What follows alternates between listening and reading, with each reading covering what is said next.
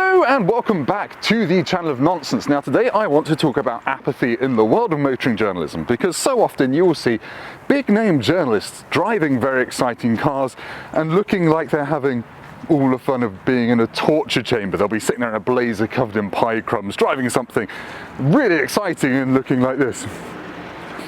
I'm afraid today is a bit special and I'm not going to be able to do that because today I'm driving a Bugatti Chiron for the first time, so yes, let's cut the intro while I go and compose my bladder and work out what the hell I'm going to do with it.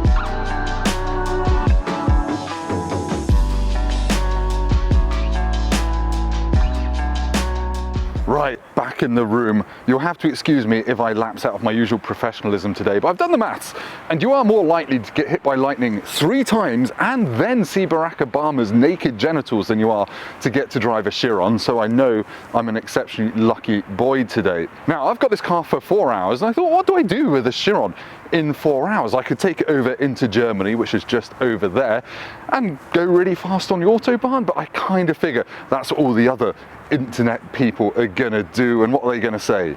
It's really sodding fast. I think we know that.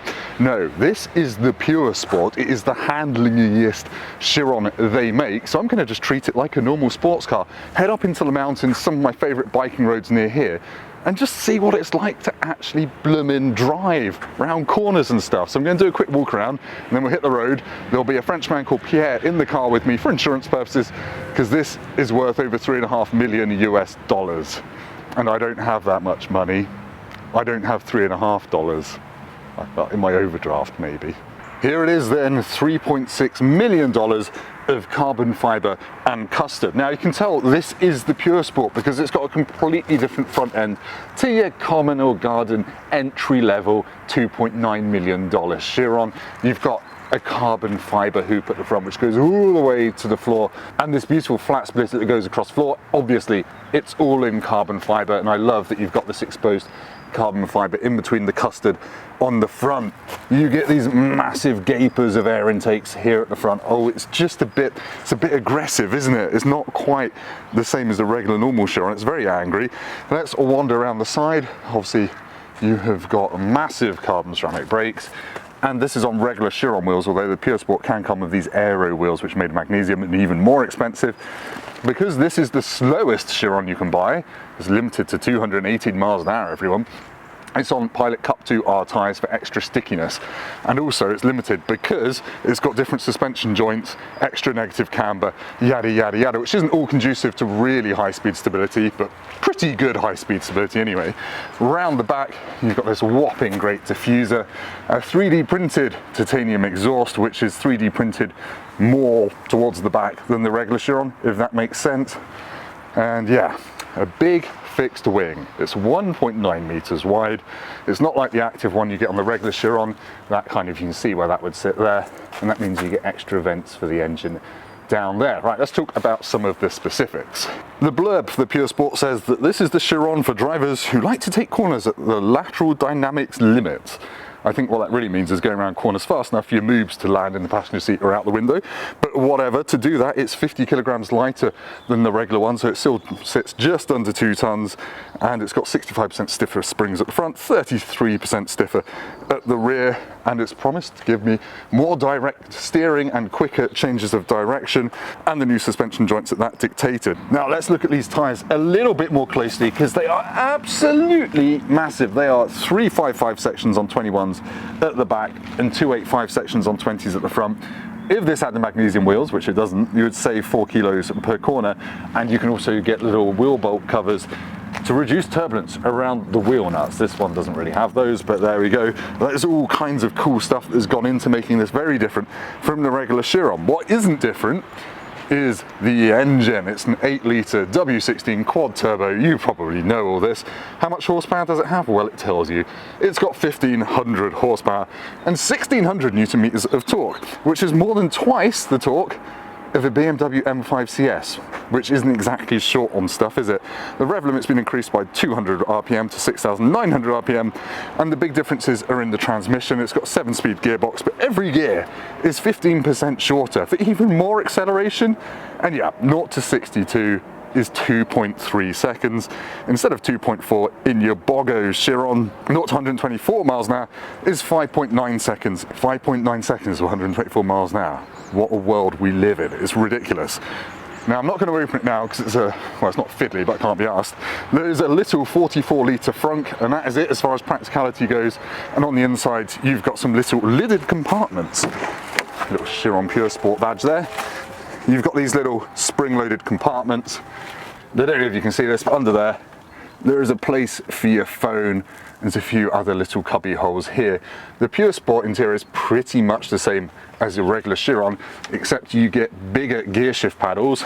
And I always say that gear shift paddles, if your car costs more than £50,000, should be metal. Yeah, $3.5 million gets you metal ones. It's good to know, isn't it?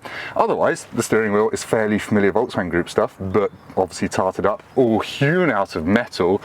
Engine start button, driving mode selector, launch control button in the middle there, gear selector, and these multi-purpose dials, which we'll talk about in the driving bit. One of them can show you how much horsepower you're using, and you've got some storage bits behind the seat. You've got this swooping C shape which divides the cockpit to give you a real kind of side-by-side aeroplane feel.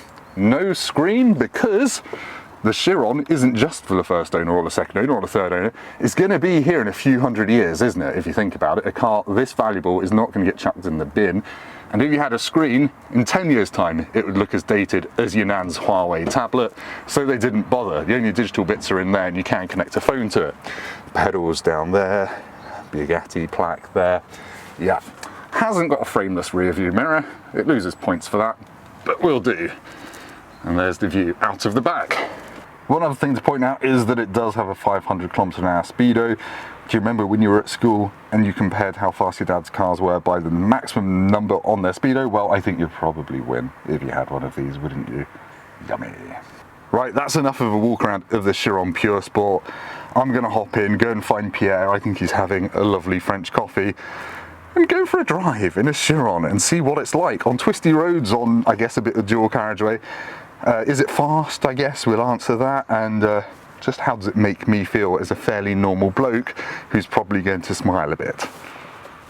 Oh dear, I'm about to go for my first drive in Bugatti Chiron Pur Sport, and a man is about to tell me off for being parked here. Bonjour. C'est possible de prendre des photos? Oui? Oui? C'est pas de problem? My French is not very good, but I understood. Before I want to drive it, a man wants to take a photo of it. This is Chiron owner problems, number 1. I'll put the window up so it looks better for him. Let's go for a drive in. Foot on the brake, engine start button, and it's quite noisy. It erupts into life with a maleficent burble, and it is lovely. Right, over into D. Foot off the brake, and we're driving.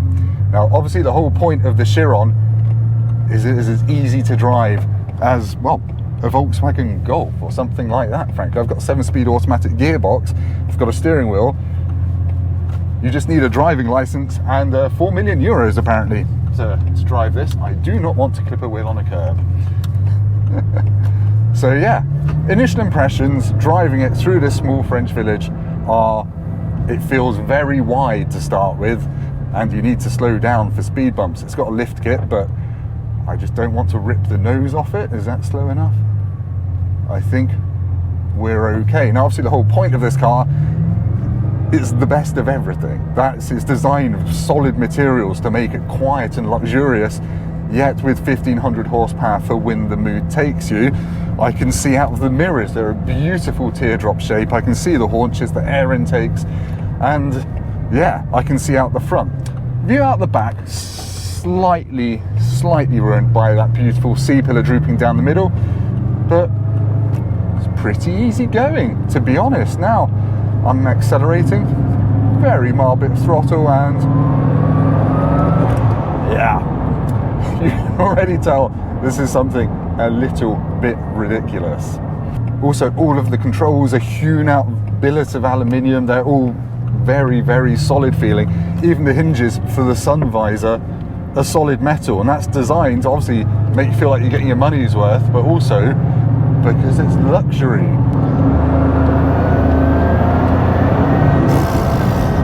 That's 6th gear on a part throttle, and it rockets forward. You get this beautiful sucking induction noise from behind you kind of when you're low in the revs.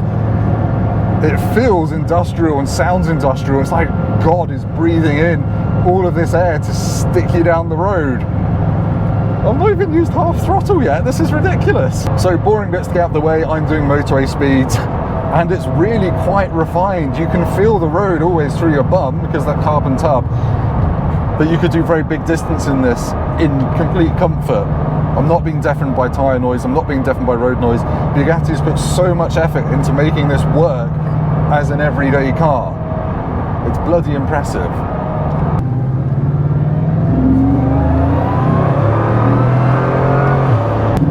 Right, let's overtake a dawdler.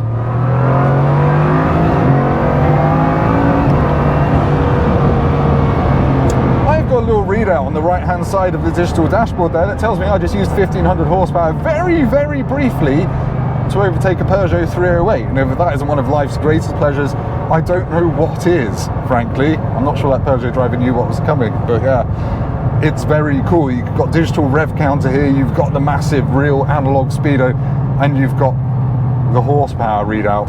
Yeah, I'm using 38 now, you'll be pleased to know, and I'm well within the speed limit. Dawdling around town, the gearbox is smooth, quick shifting, and just you don't really notice it. It does the job. Oh,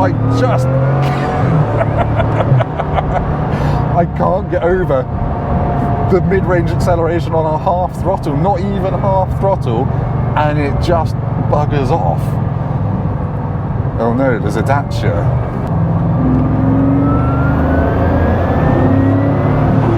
Another great thing about that gearbox is left to its own devices, it just doesn't kick down unless it really, really needs to, because obviously this thing's got 1600 Newton meters of torque. You don't need to worry about what gear you're in. In fact, the gear indicator on the dashboard is about 4 millimeters tall. You have to squint to see it because who cares what gear you're in? It's ridiculous. I told you this was not going to be professional. Right, let's go from 20 kilometers an hour to the speed limit. First gear, let's just hoof it.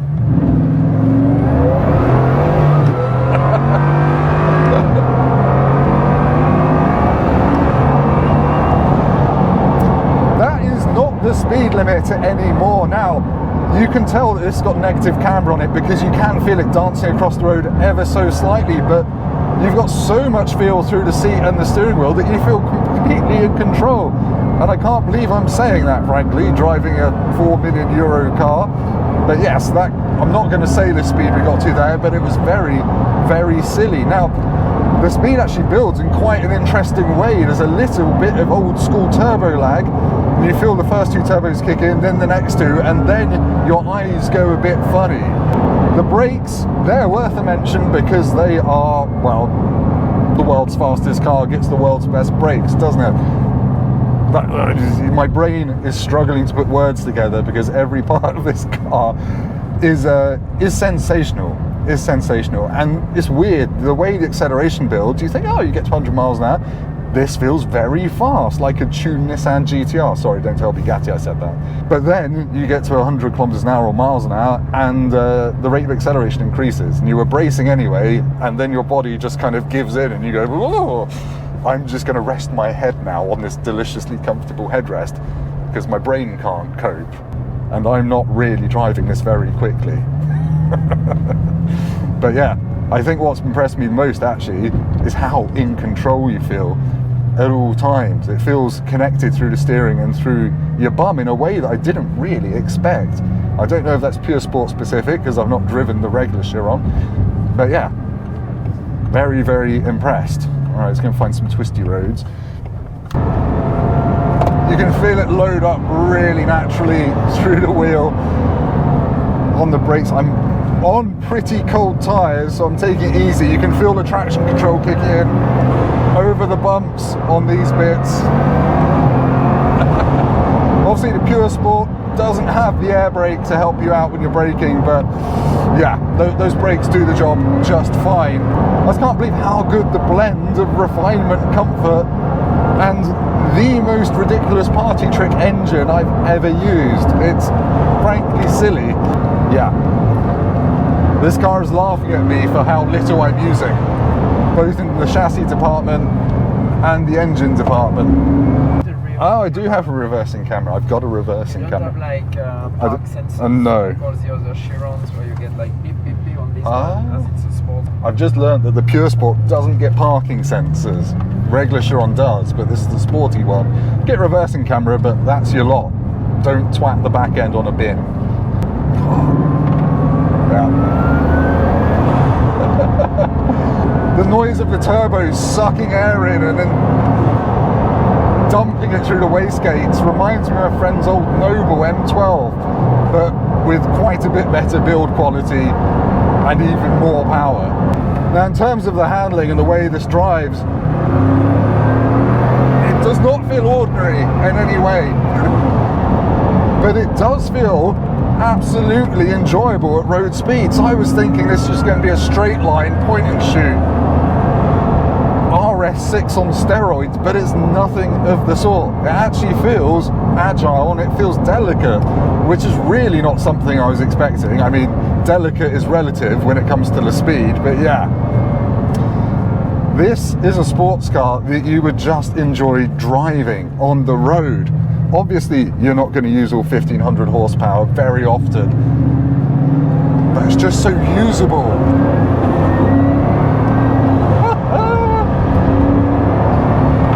It's so easy to access that torque that you can just have a lot of fun at pretty much any speed. That is, that engine, if I can bottle that sensation and keep that with me for the rest of my life, I would be very, very happy. That is special.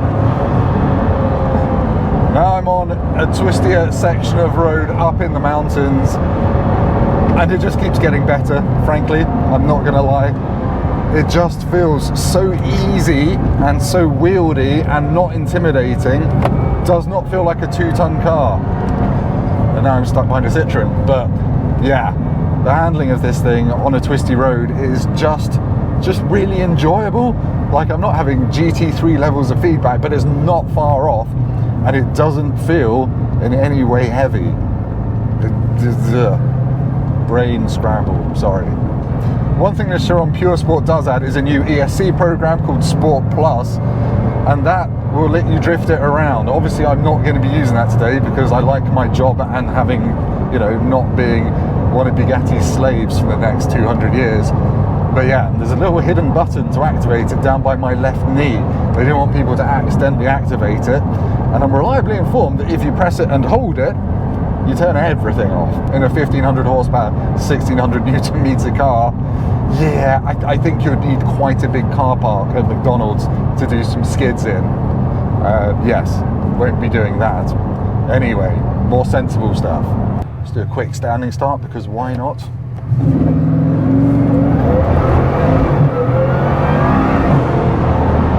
That was 100 miles an hour.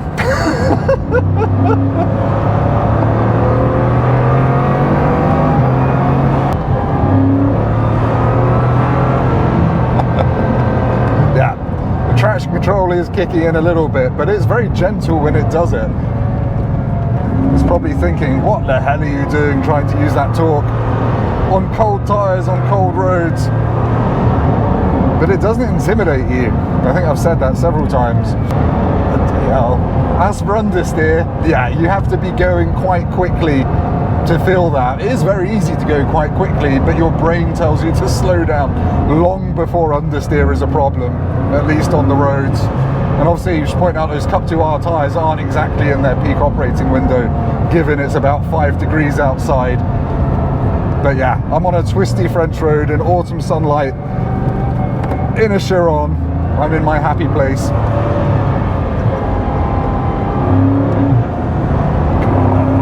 Such a thud. chug, that engine.